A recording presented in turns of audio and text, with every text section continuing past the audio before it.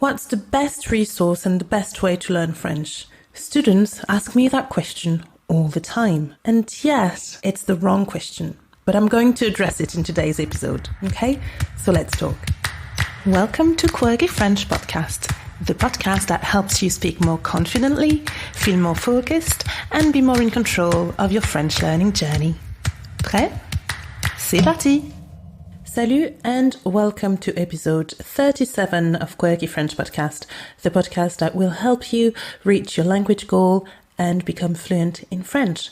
I'm your coach Naima from quirkyfrench.com, and today I just want to have an informal little chat about finding the best resources to learn French. I need to address that because it's a question that students ask me all the time. They ask me for the best way to learn French, the best resource to learn French, or they ask me to review some resources, apps, YouTube channels, websites, and that's a problem. So I need to address that in today's episode so that you can really make the best of your learning, but really concentrate on what matters the most. Turns out asking for the best resource is usually kind of a red flag for me, and it usually indicates that there's a problem. So today I'll address the reason why trying to find the best resource can actually hinder your learning and how to make the best of any resource you might be using right now. Okay? Allez, c'est parti. So let's just clarify something. Most resources, whether they're paid or free resources, are actually pretty good. Okay? They're at least decent or at best just really, really good. Free ones as well. Okay? Now, how you're going to choose your resource or your resources should really depend on your ultimate goal. It should not depend on reviews and the number of people using that resource and how popular that resource is, okay? It should be based on your goal. What exactly are you trying to achieve? And you have to be really specific with your goal, okay? Just aiming to become fluent in French is very vague. It's a little bit like wanting to work out and not having a clear goal, just saying as a goal, I just want to work out. But why do you want to work out in the first place? Is it because you want to lose weight, or is it because you've got back pain and you want to start working out to alleviate the pain?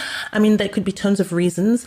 And the reason why you decide to work out will influence and will lead you to do some activities and use some resources and some equipment, workout equipment. So it's exactly the same thing with languages and language learning. For example, if you're learning French for professional reasons, you might have to learn different registers, you might have to learn really specific formal vocabulary, very specific professional business French vocabulary. But if you're just learning French so that you can travel to France and while you go on holiday, you might not want to know any of that. You'll probably want to focus on the cultural aspect of French and the cultural elements of the language. Perhaps you'll want to learn some informal phrases and so on. That goal is going to dictate the type of activities that you'll be doing and the resources that you'll be using. So my first tip is don't go for the number of reviews, but first have a look at what your goal is, and then you're going to be able to filter out so many resources that are not really fit for purpose. And so for that reason, nobody's in a better position than you to tell you what the best resource is for you. Okay? You can ask for advice, you can ask for personal opinions, and you can ask how everyone's been making the most of the resources that they've been using. But make sure that if you do decide to ask for advice, make sure that you're very clear on what your goal is, okay? Otherwise, the advice that you'll get will be based on everyone's personal goals, and they may not match your own goal or your level and circumstances. Now, why is asking that question a problem, or at least a red flag in and of itself? So nowadays, we've got access to so many resources that there's kind of a common pattern that appears pretty often amongst learners, especially beginner learners and learners who kind of reach that plateau stage, okay? There are just so many resources out there that sometimes it's difficult to keep focused. And when we're always trying to learn faster and learn more, especially when we're bombarded with so many, videos about polyglots speaking so many languages and learning them in 3 months, we are sent a message subconsciously and we start worrying that we're not good enough.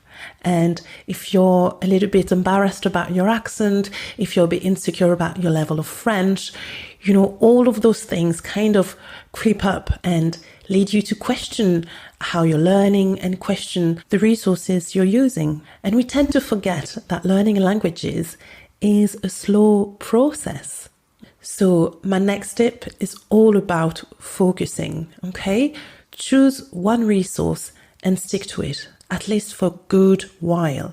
Do the program in full, follow every single instruction, do all of the homework, and really do it diligently. And as you work through that program, you'll see if it works or not. But no matter what, you learn something. You learn some French, but you'll also learn about yourself and you'll discover yourself as a learner. You'll discover what works for you, how you like to learn, what you dislike doing. So even if you didn't use the best resource, you'd be learning so much about your own learning technique, and you'll then be in a better position to optimize your learning. And more often than not, optimizing your learning starts with having a look at your study routine, having a look at your learning strategies rather than your learning resources. Okay, so really just focus, narrow down your focus, choose one program, just follow it completely, and then you'll see what comes from it. Okay? But if you're constantly looking for the resource that will allow you to learn faster or that will allow you to learn more easily without putting in the work, you'll always be disappointed and you'll always be bombarded with tips and resources and tutorials online that won't really give you the true learning skills to become fluent in the long term. So that's it for today. I did not answer the question how to choose the best resource to learn French, and I think that's a good thing. Instead, I just gave you some elements and some food for thought to help you create the best learning experience for you. So whatever resource you decide to go for, make sure that it's based on your goal, a very clear goal, and then stick to it. Don't give up. Don't look at a better way or a better resource to learn French. Instead, complete the resource that you've used and you'll build up the learning skills that you need to apply to any resource regardless. Okay? So I'm going to leave you with that. I'll catch up with you next week for another episode of Quirky French Podcast. And until then, as always, keep learning, keep growing, and keep it quirky. Allez, passe une bonne semaine et on se retrouve la semaine prochaine. Salut, salut.